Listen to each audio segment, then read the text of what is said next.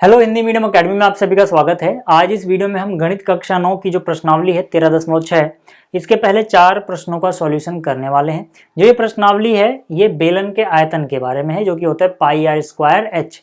ठीक है, इतनी बात आपको पता होनी चाहिए। चलिए शुरुआत करते हैं पहले प्रश्न से। बेलन के बारे में बेसिक बातें मैं इंट्रोडक्शन वाली वीडियो में बता भी चुका हूँ। ठीक, तो यहाँ पर जो पहला प्रश्न है इसकी बात कर लेते हैं। इसमें क्या बोला गया है, एक बेलनाकार बर्तन के आधार की परिधि 132 सेंटीमीटर है और इसकी ऊंचाई 25 सेंटीमीटर है।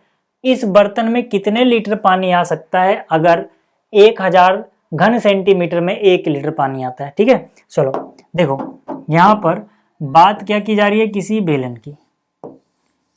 ठीक है, तो मान लेते हैं कि इस बेलन की जो त्रिज्या है वो r है और इसकी जो ऊंचाई है वो h है।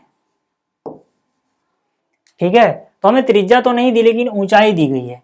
ऊंचाई यानी कि h कितना दिया गया है, 25 सेंटीमीटर। ठीक है, त्रिज्या अपने को नहीं पता। ठीक है, तो मान लेते हैं, माना त्रिज्या जो है वो अपने पास है r। अब देखो यहाँ पे परिधि दी गई है, यहाँ पे परिधि जो ये बेलनाकार बर्तन है इसके आधार की परिधि अपने को बताई गई है 132 सेंटीमीटर। परिधि को हम C से सूचित करते हैं। ठीक है, अच्छा परिधि यहाँ पे किस चीज़ की बात की जा रही है, देखो जो इसके आधार की ये परिधि है यानी जो इसका वृत्ताकार हिस्सा है, ठीक है ना, इसी की परिधि की बात की जा रही है। परिधि अपने को पता है कि भैया ये होती है 2 पाई r, जहाँ पे r है त्रिज्या कितनी 132।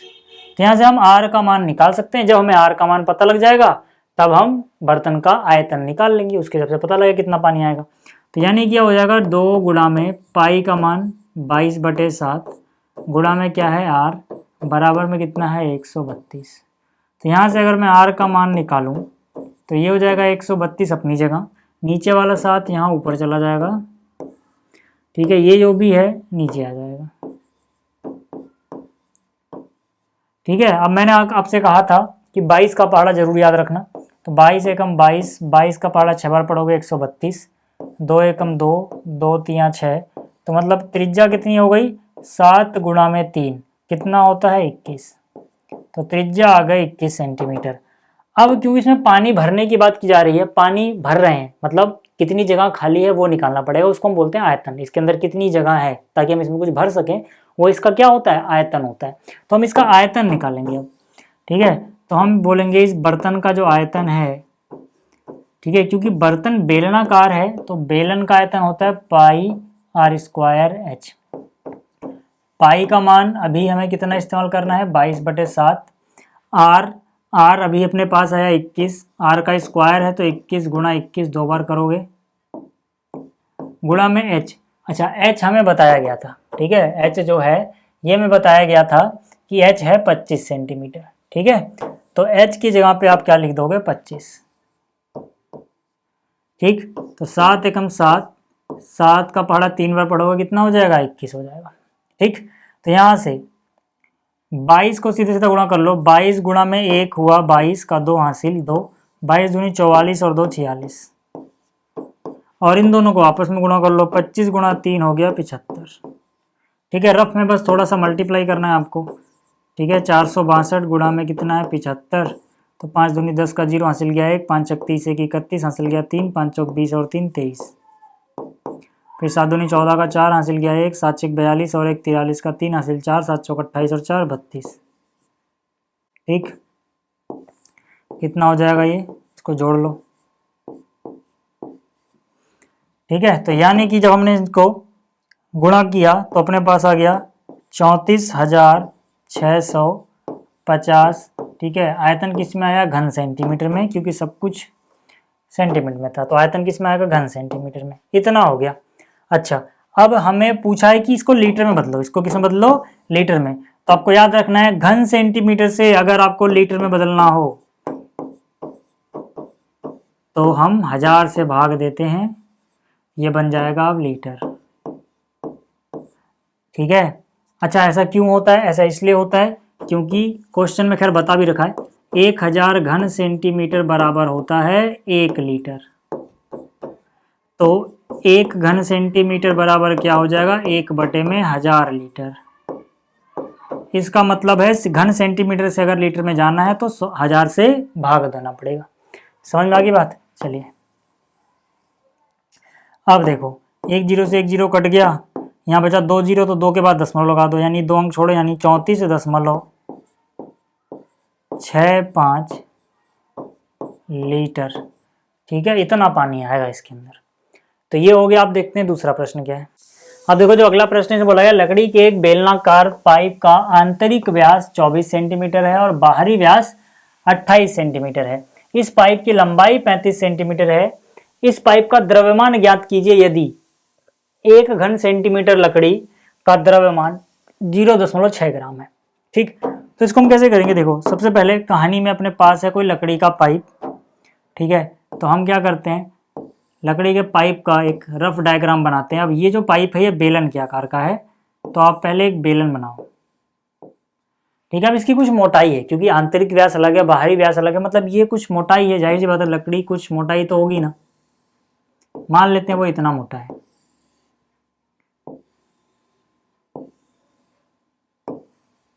ठीक है, ये मोटाई है। अब आंतरिक व्यास जो है, ठीक है ना, ये हमें बताया गया है आंतरिक व्यास। आंतरिक व्यास, आंतरिक व्यास को D1 बोलते हैं, यानी कि डायमीटर 1। कितना बताया गया आंतरिक व्यास, 24 सेंटीमीटर। अच्छा, अगर आंतरिक व्यास इतना है तो आंतरिक त्रिज्या कितनी हो जाएगी। आंतरिक त्रिज्या को R1 बोल देते हैं। ये हो जाएगी 24 का आधा, यानी 12 सेंटीमीटर। और इसी तरह से बाहरी व्यास हमें बताया गया है, बाहरी व्यास कितना बताया गया है, 28 सेंटीमीटर। जो बाहरी व्यास है वो 28 सेंटीमीटर है। ठीक है, जो ये बाहरी व्यास था इसको हम D2 बोल देते हैं। तो जो बाहरी त्रिज्या होगी वो R2 हो जाएगी, 28 का आधा यानी 14। ठीक है, और ऊंचाई तो अपने को पता ही है, जो h है, ठीक है ना। इसको देखो, ये हो गई आंतरिक त्रिज्या R1। ठीक, और अगर मैं इस पूरी बनाऊं, अभी हमें त्रिज्या से मतलब है तो व्यास में यहाँ पे नहीं दिखा रहा, अभी त्रिज्या की बात कर रहे हैं। त्रिज्या ये R1, ये त्रिज्या R2। ठीक है, h तो अपने को पता ही है कि ये पूरा h है, चाहे अंदर से नापो चाहे बाहर से, h तो एक जैसे ही आएगा। तो जो ये h है अपने पास, ठीक, ये कितना है अपने पास, 35 सेंटीमीटर। h कितना है अपने पास, 35 सेंटीमीटर। अब मुझे क्या करना है, मुझे पहले लकड़ी का आयतन निकाले, इसमें कितनी लकड़ी है। तो हम यहाँ से बोलेंगे लकड़ी का आयतन, लकड़ी का आयतन। लकड़ी का आयतन कैसे निकालेंगे भाई। देखो, किनारे किनारे पे लकड़ी है, बीच में तो ये खोखला है। बीच में क्या है, ये खोखला, क्योंकि ये पाइप है ना, अंदर से पानी वगैरह जाने के लिए कुछ भी हो। ठीक है, बीच में से खोखला है, तो लकड़ी कहाँ कहाँ पे, किनारे किनारे पे एक लकड़ी की मोटी सी परत है। वो कैसे निकलेगा, अगर मैं, जो बाहर से मुझे बेलन नजर आ रहा है, देखो इसमें 2 बेलन नजर आ रहे हैं आपको, एक बाहर से एक अंदर से छोटा वाला। अगर मैं बाहर वाला बेलन का आयतन निकाल लूं, यानी कि पाई R² H, बाहर वाले की त्रिज्या R2 है। ठीक है, उसमें से जो खोखला हिस्सा है अंदर वाला वो घटा दूं, पाई R² H, अंदर वाले की त्रिज्या R1 है, तो वही हिस्सा बचेगा जहां पे लकड़ी है। ध्यान से सोच के देखो, पाई R² H यानी पूरा बड़े वाले के अंदर जितनी जगह है सबका आयतन आ गया, लेकिन उसके अंदर से हमने ये छोटे वाले की जगह को हटा दिया, तो यही जो जगह बचेगी ना, जो किनारे किनारे पे लकड़ी का आयतन होगा। ठीक, तो ये चीज आप याद रखना। अब देखो, अब यहाँ पे हम क्या कर सकते हैं, पाई दोनों के पास है, पाई कॉमन ले लिया, h दोनों के पास है, h कॉमन ले लिया, अंदर क्या बचेगा, पाई h बाहर आ चुका, यहाँ बचा है R2 का होल स्क्वायर, यहाँ पे R1 का। ठीक है, मान रख दो यार। अब पाई का मान 22/7, हाइट यानी ऊंचाई इसकी बताई गई थी 35, R2 यानी बड़ी वाली त्रिज्या है अपने पास 14 का स्क्वायर, R1 छोटी वाली त्रिज्या है अपने पास 12, तो 12 का स्क्वायर।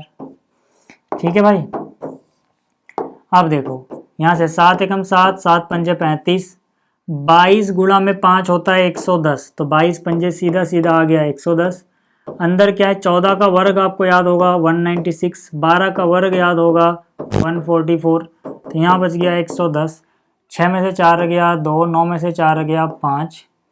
ठीक है, ठीक है, तो यहाँ से अब गुणा कर लो यार, 1 0 है तो 1 0 लगा दो, 11 का पहाड़ा पढ़ लो सीधा, 11 गुणा में 2 22 का 2 हासिल 2, 11 पचे 55 और 2 57, इतने घन सेंटीमीटर तो लकड़ी है। अब हमें इसका द्रव्यमान निकालना था और हमें पता है कि 1 घन सेंटीमीटर बराबर था 0.6 ग्राम। याद करो कि यहाँ पर ये चीज दी गई थी, यहाँ पर प्रश्न में हमें बताया गया था कि 1 घन सेंटीमीटर लकड़ी का द्रव्यमान है 0.6 ग्राम। ठीक है, तो यहां से हम बोल सकते हैं कि 1 घन सेंटीमीटर लकड़ी का द्रव्यमान बराबर है इतने ग्राम। तो कितने घन सेंटीमीटर अपने पास, भाई 1 का दाम पता है तो अब जितने का पूछेंगे गुणा कर देंगे। इतने घन सेंटीमीटर का द्रव्यमान बराबर 0.6 को इससे गुणा कर दो, 5 7 2 0। ठीक है, ये हटाओगे नीचे 10 आ जाएगा, 0 से 0 कट गया, 6 से गुणा करना है बस। 6 दूनी 12 का 2 हासिल गया 1, 6 सते 42, 1 43 का 3 हासिल गया 4, 6 पंजे 30 और 4 34। इतने ग्राम है ये, इतने क्या है ग्राम। अगर आप इसको किलो में बदलना चाहते हो 1000 से भाग दे दो, यानी 3 के बाद दशमलव लग जाएगा, 1000 से भाग दोगे तो यहाँ पे दशमलव आ जाएगा। तो जैसे हमने यहाँ दशमलव लगाया किलोग्राम हो गया। ठीक है, चलो ये हो गया। अब देखते हैं अगला प्रश्न क्या है। अब देखो जो दूसरा प्रश्न है इसमें बोला गया एक सॉफ्ट ड्रिंक 2 प्रकार के पैक में उपलब्ध है। पहला, लंबाई 5 सेंटीमीटर और चौड़ाई 4 सेंटीमीटर वाले एक आयताकार आधार का टिन का डिब्बा जिसकी ऊंचाई 15 सेंटीमीटर है। और दूसरा जो पैकिंग है कोल्ड ड्रिंक के लिए वो है व्यास 7 सेंटीमीटर वाले वृत्तीय आधार और 10 सेंटीमीटर ऊंचाई वाला कोई प्लास्टिक का बेलनाकार डिब्बा। हमें बोला गया है किस डिब्बे की धारिता अधिक है और कितनी अधिक है। तो प्रश्न को जरा एक बार फिर से समझो। यहाँ पे कोल्ड ड्रिंक जो है वो 2 तरह की पैकिंग में आती है। पहला जो डिब्बा है कोल्ड ड्रिंक पैक करने के लिए वो एक घनाभ के आकार का है जिसकी लंबाई चौड़ाई ऊंचाई अपने को बताई गई है। ठीक है, अगर मैं घनाभ की लंबाई को कैपिटल L, चौड़ाई को कैपिटल B, ऊंचाई को कैपिटल H बोल दूं तो ये हमें बताया गया है। दूसरी जो पैकिंग होती है वो एक बेलन के आकार के डब्बे में होती है और जो ये बेलन का आकार का डब्बा है इसका व्यास हमें बताया गया है। अगर मैं इसकी त्रिज्या को R बोल दूं, ठीक है, और इसके व्यास को D बोल दूं तो मुझे इसका व्यास पता है तो त्रिज्या निकल जाएगी और इसकी ऊंचाई भी अपने को बताई गई है। हमसे पूछा गया किसमें ज़्यादा कोल्ड ड्रिंक आएगी और कितनी। ठीक, तो यार देखो एक तरीका तो ये कि आप यहाँ पे कहानी लिखते फिरो कि माना इसकी लंबाई को हम कैपिटल बोलेंगे, इसकी चौड़ाई को कैपिटल B, इसकी ऊंचाई को कैपिटल H और इसकी ऊंचाई को स्मॉल h। या फिर आप फिगर में बना के दिखा दो, टीचर समझ जाएगा कि इसकी ऊंचाई को आपने स्मॉल h बोला है, उसकी ऊंचाई को कैपिटल H बोला है। ठीक है, तो यहाँ पर देखो हमें क्या बताना था, किसकी धारिता ज़्यादा है, किसमें ज़्यादा कोल्ड ड्रिंक आएगी।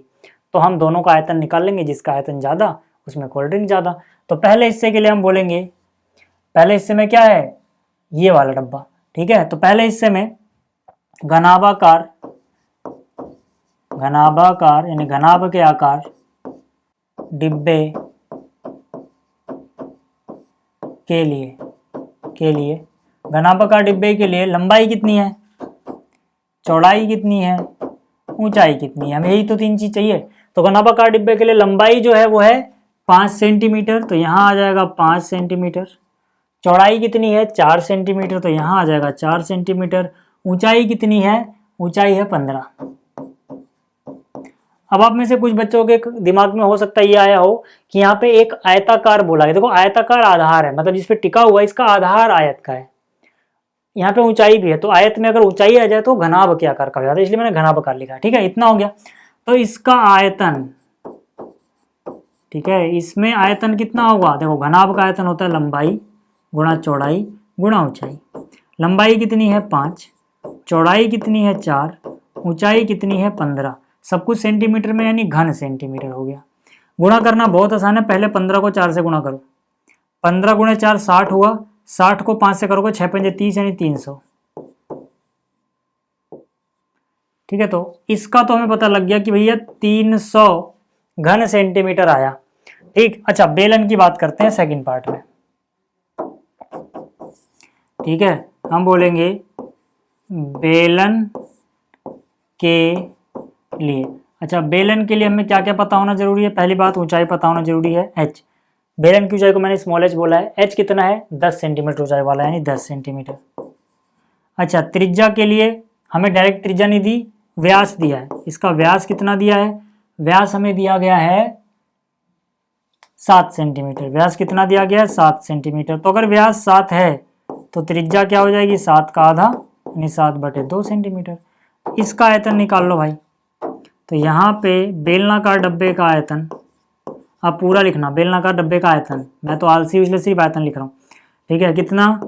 πr²h। पाई का मान 22/7, r 7/2 है तो इसका स्क्वायर करना है, h 10 है। 7 से 7 खत्म, 2 से काटा 11, तो 11 गुणा में 7 77, 77 गुणा में 10 770, ठीक है। तो ऊपर कितना आया है? 770। नीचे क्या बचा हुआ है? 2, ठीक है। 2 से काटोगे तो कितना हो जाएगा? ये 2 से काटोगे तो 2 3 6, 2 8 16, 2 5 10, 385 घन सेंटीमीटर। हमसे क्या पूछा गया था? किस में ज़्यादा आएगी कोल्ड ड्रिंक, या किसकी धारिता अधिक है? तो देखो, बेलन में है 385 और जो घनाभ था उसमें था 300। तो यहाँ पे आप लिखोगे भैया जो बेलन है इसकी धारिता अधिक है। कितनी अधिक है? ये 385 है, वो 300 है। 385 में से 300 घटा दो, कितना अधिक है? 85 घन सेंटीमीटर अधिक है, ये भी लिख लेना, ठीक है। तो ये हो गया। अब देखते हैं अगला प्रश्न क्या है। अब देखो, जो अगला प्रश्न बोला गया, यदि एक बेलन का पार्श्व पृष्ठीय क्षेत्रफल 94.2 सेंटीमीटर स्क्वायर है, यानी वर्ग सेंटीमीटर है, और इसकी ऊंचाई 5 सेंटीमीटर है, तो ज्ञात कीजिए पहला, आधार की त्रिज्या क्या होगी, दूसरा आयतन क्या होगा। मतलब देखो भाई, कोई अपने पास बेलन है, इसकी त्रिज्या मान लेते हैं स्मॉल r, इसकी ऊंचाई मान लेते हैं h। तो यहाँ पे हमें ऊंचाई तो डायरेक्ट बताई गई है। ऊंचाई कितनी बताई गई है? 5 सेंटीमीटर, ठीक है। पहले केस की बात कर रहा हूं। और आधार की त्रिज्या पहले केस में निकालनी है। पृष्ठीय क्षेत्रफल, पार्श्व पृष्ठीय क्षेत्रफल, इसका पार्श्व पृष्ठीय क्षेत्रफल भी हमें बताया गया है 94.2 वर्ग सेंटीमीटर। अच्छा, पार्श्व पृष्ठीय क्षेत्रफल बेलन का हमने पढ़ा था 2πr/h, कितना है? 94.2 वर्ग सेंटीमीटर। अच्छा, तो यहाँ से 2 गुणा में, एक बात याद रहे, पाई का मान यहाँ पे अलग से हमें बोला गया कि 3.14 लेना है, तो 22/7 मत यूज करना। तो पाई का मान ये हो गया, गुणा में r हमें निकालना है, गुणा में h अपने को पता है कितना है? 5, बराबर कितना है? 94.2, ठीक। तो यहाँ से अगर मैं r का मान निकालूं, ये रहा r, तो r को मैं यहाँ लिखूंगा, 94.2 अपने घर पे है, यही रहेगा, बाकी सब इस तरफ, ठीक है। नीचे 2 गुणा में 3.14 गुणा में 5 नीचे आ जाएगा, ठीक है। और तो कुछ नहीं बचा, नहीं, ठीक। तो यार देखो, पहले तो दशमलव को हटाओ, दशमलव हटाओगे तो ऊपर 1 लगेगा, 2 अंक हैं, 2 जीरो लगा दो। ये वाला हटाओगे तो नीचे 1 लगेगा, इसके बाद 1 अंक है, 1 जीरो लगा दो, ठीक है। तो अब देखो भाई, सीधा सीधा ये हो गया कि 314 का 3 बार पढ़ा पड़ो, 3 तिया 900, 14 तिया 42, यानी 942, 3 बार कट गया, ठीक। 1 जीरो से 1 जीरो कट गया, 5 एकम 5, 5 दूनी 10, 2 से 2 कट गया, r बराबर कितना आ गया? 3। कितना बचा? 3 सेंटीमीटर। तो पहले केस में r तो पता लग गया, फिर बेलन का आयतन भी निकालना था दूसरे केस में। तो दूसरे केस की बात कर लेते हैं भाई। दूसरे केस में आयतन पूछा है, बेलन का आयतन क्या होता है? πr²h। पाई का मान कितना इस्तेमाल करना है? 3.14। r कितना आ गया? 3, यानी 3 का स्क्वायर 3 गुणा 3। h कितना था? 5। तो ये कितना हो जाएगा? देखो, 3 गुणा में 314 भी हमने देखा था 942, यानी कि ये हो जाएगा, इन दोनों गुणा कर दी, और इन दोनों गुणा करोगे 3 गुणा 5 15, यानी इनको और गुणा करना है बस यार। इनको गुणा करोगे, 15 का पाड़ा आपको आता है, 15 दूनी 30 का 0 हासिल गया 3, 15 चौके 60 और 3 63 का 3 हासिल गया 6, 15 का पाड़ा 9 बार 135 और 6 141, 2 के बाद दशमलव लगा दो। इतना घन सेंटीमीटर इसका आयतन होगा। तो इस वीडियो में इतना ही, जल्दी मिलेंगे अगली वीडियो में। इस वीडियो को देखने के लिए धन्यवाद।